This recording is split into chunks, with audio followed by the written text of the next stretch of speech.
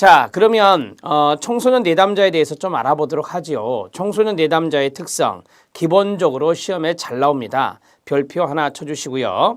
자, 밑에 기출문제 확인 학습을 보면 하비거스트의 청소년기 발달 과업이라는 게 있고, 그 다음에 청소년 내담자의 특징이 있고, 그 다음에 조기 완료. 조기 완료라고 하는 것은 이 청소년기가 정체감을 형성하는 발달 과업이 있는데, 거기에서 마르시아라는 학자가 정체감 유실을 말한 적이 있습니다. 정체감 유실이 바로 조기 완료와 동의어가 되거든요. 그래서 문제가 되는 정체감 중에 하나입니다. 자, 1번부터 가는데 여러분 여기는 외우는 게 아닙니다. 청소년을 생각해 주시고 여러분들이 이해를 하시면 됩니다. 상담 동기가 부족하여 자기 스스로 상담실의 문을 두드리기보다는 의뢰된 내담자가 많습니다. 의뢰된 청소년이 많다라고 하는 거죠. 거기 상담 동기가 부족하여 그 자리에 상담 동기가 높아 이런 식으로 써주시고요. X 쓰면 됩니다. 청소년들은 대개 상담 동기가 낮은 편입니다. 부족하다 이 말이죠. 2번 상담 동기가 낮은 청소년 내담자는 여러 회기의 상담에서 요구되는 지구력이 부족하여 끊어주세요. 청소년의 집중력의 한계를 가지고 있으며 큰 변화와 재미없이 상담 시간에 꾸준하게 자발적으로 참여하는 것을 힘들어합니다. 자, 그 다음에 2번은 참고하셔도 됩니다. 3번 청소년 내담자들은 상담자를 학교 지도부 선생님의 표상을 갖는 위치로 파악하는 경우가 많아 오해가 있을 수 있습니다. 그래서 상담자를 부정적으로 지각하는 경향이 있고요. 네 번째 별표 쳐주시기 바랍니다. 청소년들은 동시다발적인 관심을 가지기 때문에 한 가지에 지속적인 관심을 가지지 못합니다. 자, 거기에 한 가지에 지속적인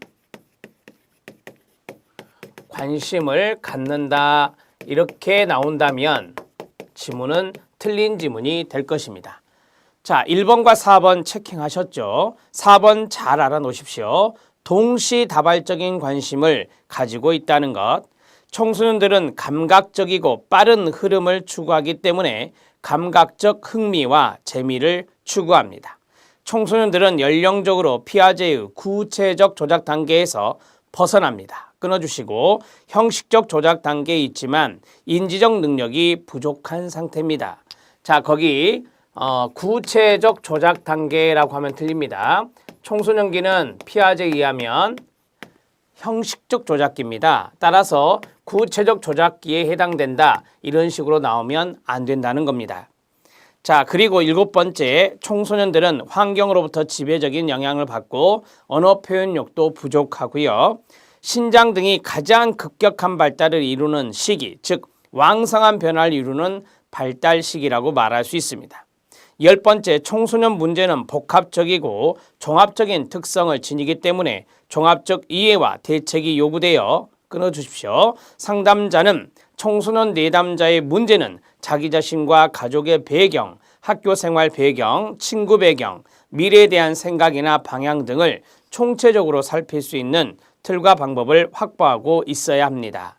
자, 제가 3가지를 써드렸는데 이 3가지 잘 기억해 주시고요. 자, 하비거스트의 청소년기 발달 과업을 보겠습니다. 정서적, 사회적 발달을 중요시합니다. 정서적인 발달이나 사회적인 발달을 보다 중요시했다는 점. 1번, 자기의 체격을 인정하고 자신의 성 역할을 수용합니다.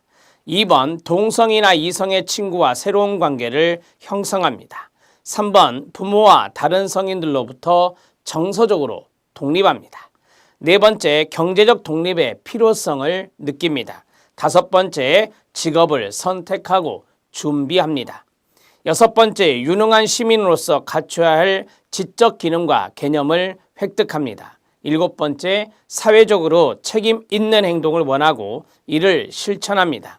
8번째, 결혼과 가정생활을 준비하는 단계입니다. 9번째, 적절한 과학적 세계관에 맞추어 가치체계를 형성하게 됩니다.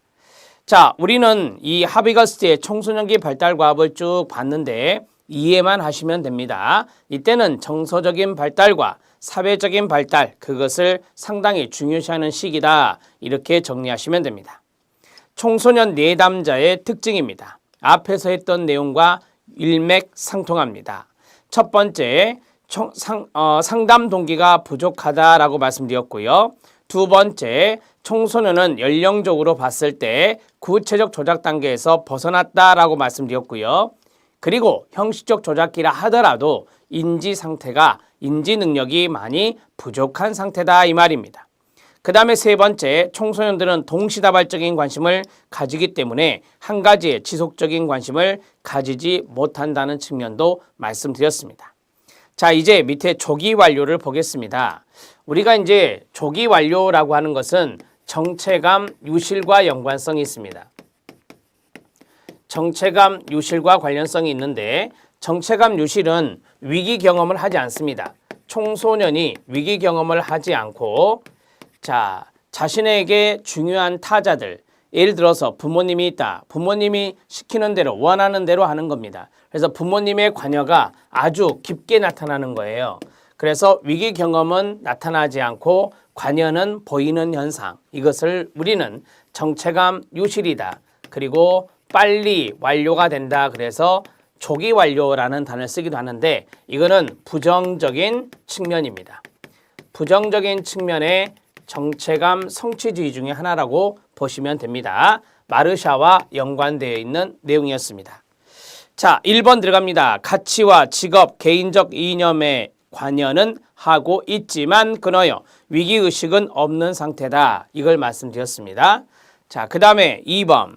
사춘기의 심리적, 사회적, 육체적 혼미로 인한 정신적 고통을 일시적으로 회피하기 위하여 그 다음 가로 부모나 기성세대, 동료에 의해 만들어진 기존의 가치체계를 그대로 수용하려고 합니다. 가로 닫고 여기 가로친 부분이 시험에 나와요. 그러면 조기 완료 또는 정체감 유실을 체킹하셔야 됩니다.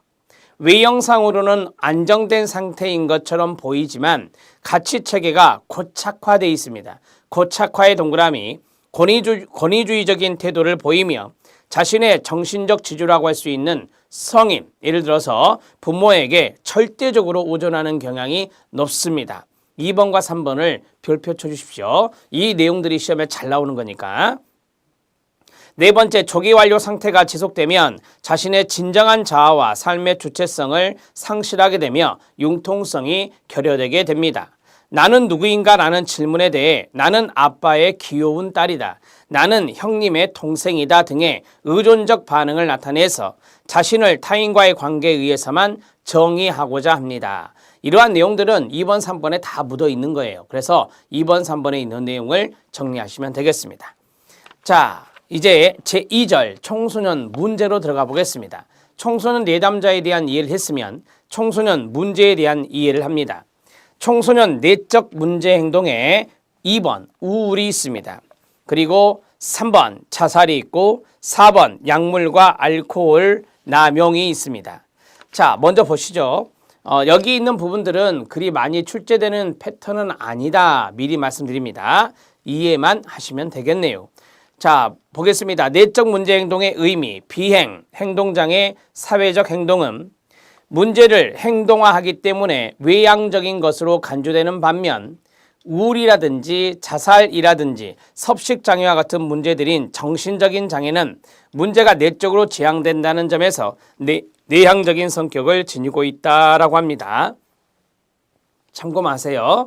자, 우울입니다. 우울한 기분은 청소년기 동안 슬픔에 공통된 감정으로 간주되며 이러한 감정은 주로 일시적입니다. 반면 임상적 우울은 일상생활의 다양한 측면에서 기능하는 개인의 능력에 실질적인 영향을 미치는 것으로 부정적인 감정과 태도가 더욱 크고 지속적인 상태를 의미하는 것이 임상적 우울입니다. 자, 우울한 기분이란 게 있죠. 우울한 기분은 일시적인 것이고 임상적인 우울, 우리가 보통 이제 환자분들에게 나타나는 임상적 우울은 상당히 지속적으로 나타나는 거죠. 우리가 보통 주요 우울장애 하면은 상당히 오랜 기간 지속되는 정신장애 중에 하나다라고 말할 수 있습니다. 이런 것들이 다 임상적 우울이 되겠습니다. 청소년기 우울증의 특징입니다. 지속적으로 슬픈 감정을 보이며 이전에 좋아하던 활동을 하지 않고 활동 자체가 감소되어 있으며 끊어주세요. 화를 잘 내고 두통이나 복통과 같은 신체적 증상을 자주 호소하게 됩니다. 학교를 자주 결석하거나 성적이 저조하고 숙제를 하지 않는 경향이 많으며 권태감이나 낮은 활동력 및 낮은 주의 집중을 보이고 식사나 수면 패턴의 변화를 보이게 되는 것이 청소년기 우울증입니다. 자, 니은입니다. 친구들과 함께 같이 어울리는 시간이 줄어들어서 혼자 지내거나 친구들과의 놀이에 흥미를 잃는 경우가 많으며 죽고 싶다는 말을 하거나 자살에 대해서 이야기합니다. 자, 성차입니다. 여성과 남성의 성차 알아두셔야 됩니다. 여성과 남성의 성차 이런 것들은 기본적으로 많이 출제가 되는 건데요. 자, 이쪽으로 화살표하면 됩니다. 여자 청소년이 남자 청소년보다 우울한 기분을 더 많이 나타내고 있습니다. 여자 청소년에서 많이 나타나는 이유는 호르몬의 원인일 수도 있고요. 청소년 초기의 사회적 변화일 수도 있고요. 여자 청소년들의 신체에 대한 불만족 때문일 수도 있고요. 중다 스트레스 요인 인자들, 즉 여러 가지 스트레스 요인 인자들이 영향이 될 수도 있고요. 스트레스에 대한 반응의 내재화 경향입니다. 내재화의 동그라미. 여자 청소년들은 스트레스에 대한 반응이 내재화된다는 것이 내재화 경향이라고 말합니다. 자, 나번에 청소년 초기의 사회적 변화를 보겠습니다.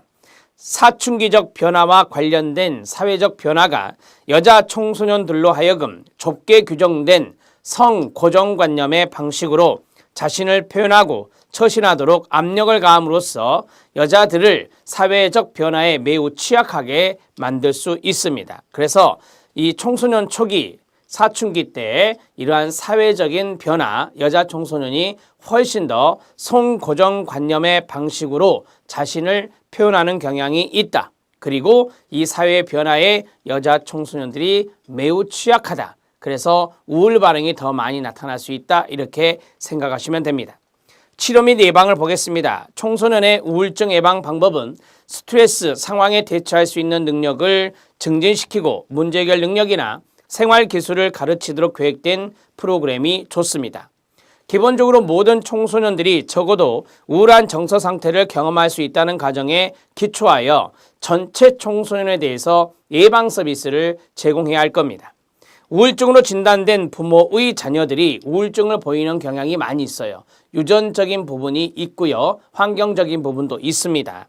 이들에 대한 예방 프로그램이 동시에 제공되어야 합니다. 부모의 우울을 이해하고 대처하는 데 필요한 정보를 가족 구성원들에게 제공하는 것도 바람직할 것입니다.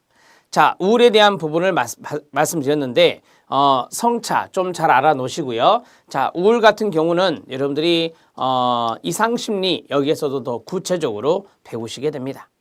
자, 그 다음에 자살 들어갑니다. 일반적으로 자살 행동은 자살 생각, 자살 시도, 자살로 구분이 됩니다. 자살 생각은 우리가 살아가면서 누구나 한 번쯤 일시적으로 갖게 될 수 있는 겁니다. 인생이 가치 없다, 죽고 싶다는 생각과 같은 보편적인 형상에서부터 자신이 정말 죽으려고 구체적인 계획을 세우는 것까지 포함되는 것이 자살 생각입니다.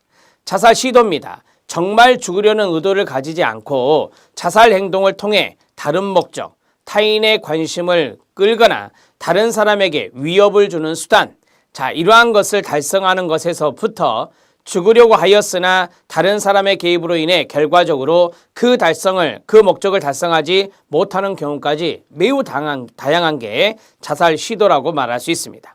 성차입니다. 청소년 여자들은 남자보다 자살 시도율이 3배나 높습니다. 그런데 자살 성공률은 또 남자가 높습니다. 자, 여기 두 가지 구분할 줄 아셔야 됩니다. 자살 시도율하고요. 자살 시도율하고 그 다음에 자살 성공률이라고 했죠. 자살 성공률. 자, 성차입니다. 남자, 여자. 그 다음에 남자, 여자 이렇게 봤을 때 아까 우리는 우울에 해당되는 것이 여자 청소년이 훨씬 높다 그랬잖아요. 시도율을 여성이 높고요. 성공률은요, 남성이 높다. 이렇게 두 가지로 나누어서 꼭 생각해 주셔야 됩니다. 니은 들어갑니다. 완전한 자살은 남자가 여자보다 자살 성공 가능성이 4배나 더 높습니다. 그래서 여기는 성공률이기 때문에 완전한 자살이란 말을 표현한 겁니다. 완전한 자살의 경우는 성공률은 남자가 더 높다. 자, 위험 요소입니다. 생활 스트레스 인자입니다. 스트레스가 중요한 단어가 되겠죠. 자살 시도 집단은 다른 청소년들보다 주요 우울증으로 진단될 가능성이 18배나 더 많았습니다. 사회적 위험 요소입니다. 자살 시도자의 가족들은 다른 청소년들의 가족보다 종종 비조직화되어 있고 응집성이 결여되어 있으며 갈등이 더 높았습니다. 치료와 예방입니다. 자살에 대해 말하는 청소년과 이전에 자살을 시도한 청소년들은 매우 심각하게 취급될 필요가 있습니다. 그들이 재빨리 도움을 얻을 수 있도록 해줘야 됩니다. 자살 각성 프로그램 중에 하나인 다시 생각하기 운영과 학교 구역들과 지역사회가 친구의 자살 이후에 청소년들에 대한 정서적 지원을 제공해 줄 필요가 있습니다. 자, 우리가 이제 모방 자살이라고 하는 거 있죠. 즉흥적으로 하는 것도 청소년 자살의 특징 중에 하나입니다. 자, 이러한 것들이 나타나지 않도록 이 친구들의 자살 이후에 청소년들에 대한 정서적 지원이 필요하다 이 말입니다. 동반 자살이란 말도 들어보셨죠? 이러한 것들이 이제 청소년 자살의 특징 중에 하나거든요.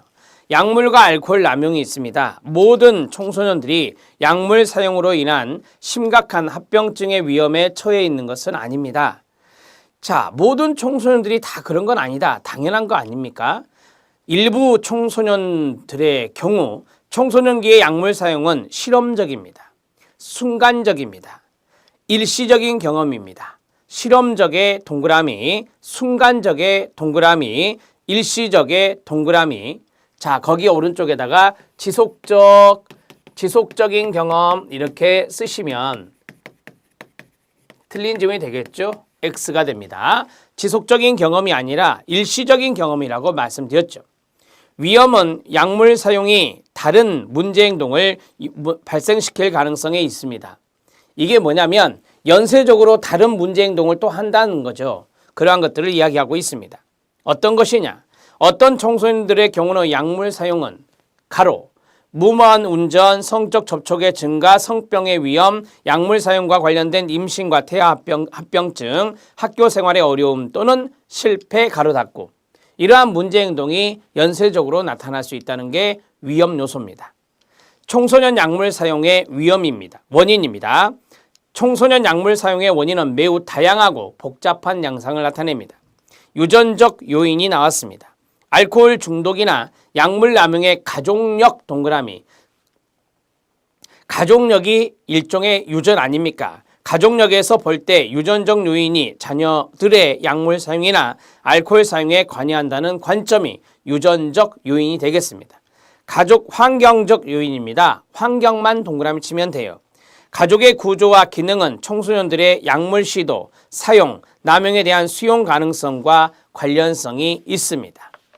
4번, 부모나 손위 형제들이 약물 남용해온 가정에서 양육된 청소년들은 약물 남용자가 될 확률이 높죠. 가정 불화, 가족 붕괴, 부모의 거부적 태도, 부모의 이혼 등이 영향을 미치게 됩니다. 자, 디귿은 지역사회와 사회환경 요인입니다. 지역사회와 거기 밑줄이요. 사회 경제적 상태가 낮거나 소외 집단에 대한 속한 사람들은 현실적이고 보상이 될 만한 대안이 없으며 끊어주세요. 합법적인 역할 모델의 결핍 때문에 약물 복용을 매력적으로 느끼고 보다 쉽게 선택하는 경향이 있는 것으로 보고되고 있습니다. 여기서 지역사회 환경은 어떤 것입니까? 사회 경제적 상태가 낮거나 빈곤이죠. 그 다음에 소외 집단에 속한 사람들이요. 사회적 약자분들이 계신 지역사회 공동체, 그걸 생각해 보시면 됩니다. 동료와 매스컴 요인입니다. 청소년에게는 동료의 압력과 동료의 압력을 집단 동조 압력이라 하죠. 집단의 압력을 동료의 압력을 집단 동조 압력이라고 합니다. 그냥 동조 압력 이런 말도 쓰기도 하고요. 자, 동료의 압력이나 영향이 약물 사용의 시작과 지속성에 중요한 영향을 미치며 최근에는 매스컴의 영향력도 매우 크게 작용하고 있습니다. 심리학적, 정신역동적 요인입니다. 약물 남용이나 의존이 어떤 인격적 요인이나 정신역동적 요인에 의해서 초래되는 겁니다. 인격적 요인이나 정신역동적 요인에 가로쳐 주시기 바랍니다. 정신역동학에서는 약물 남용이 자아병리와 관련성이 있음을 시사하고 있습니다. 쉽게 말하면 자아가 약한 자아병리가 있다면 이 사람은 바로 약물 남용의 문제가 발생할 수 있다라고 말하는 것이 바로 정신분석학, 정신역동학의 이론입니다. 약물의 치료와 예방입니다. 집단요법, 집단치료입니다. 인지행동요법, 단기정신치료, 가족치료 등이 약물 중독자에게 필요합니다. 치료의 초기 동안에는 치료적 관계 형성을 확립하기 위해 관심 있는 태도와 지지적인 감정 유입이 유용합니다. 약물 남용 문제에 대한 맞닥뜨림 방법도 제공될 수 있습니다. 맞닥뜨림을 우리는 직면이라고 합니다. 자, 그리고 리을입니다. 치료자의 위험과 권위적인 태도는 청소년 약물 남용 환자의 치료에 중요한 장애 요인이 될 수 있습니다. 위험, 동그라미, 권위적 태도의 밑줄, 좋은 게 아니라는 거죠. 치료자는 정신치료를 통하여 환자의 죄책감 및 실패감을 감소시켜주며 매일의 활동 계획과 대인관계 양상을 바람직한 방향으로 변화시켜 주어야 합니다. 약물 남용 환자가 주로 사용하는 방어 기제로는 부정, 나 약물하지 않았다. 투사, 내가 약물한 것은 다 다른 것의 원인이 있어. 합리화 등인데요. 자, 이러한 것에 대해서는 직접 직면하지 말고 방어 기제에 내재되어 있는 환자의 고통을 공감하면서 강력한 지지와 희망을 갖도록 해주는 게 좋습니다.